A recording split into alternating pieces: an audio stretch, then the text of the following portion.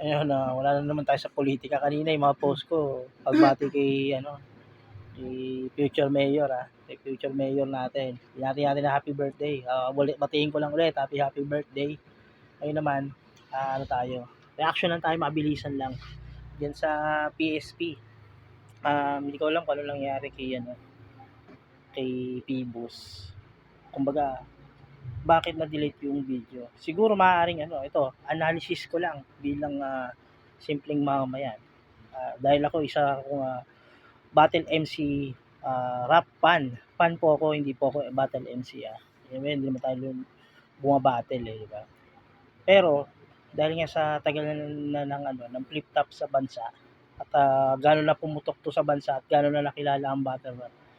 Uh, ano eh, bakit gano'n? Di ba? Bakit isang lang, ano ba to, magkakaroon ba ng kaso? Bakit binura to?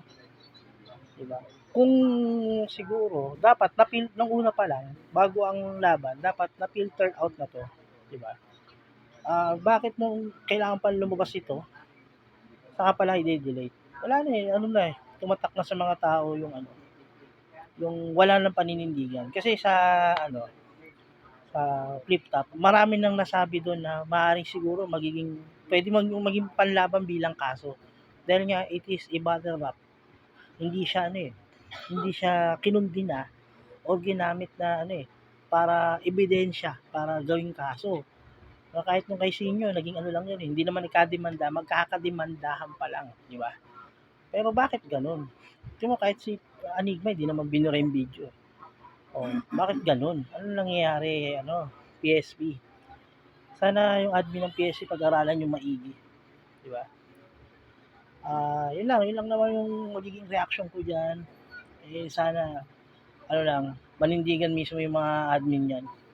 Yung mga mismong mga may-ari niyan kasi nangyayari nawawalan na ng credibility yung battle rap ng PSP. Kasi kung ganyan, lipat na kayo sa Blackout. Blackout Entertainment na lang tayo, tapos doon tayo sa maliit na liga. Kaya postbongin na lang natin yung sunugan kaysa supportahan nyo pa yung ganyan. I'm not saying na pabagsakin natin yung liga ni Pibus. Gusto ko lang sana yung credibility. Pag ganyan kasi wala nang credibility, huwag na lang tayo manood. Part yun.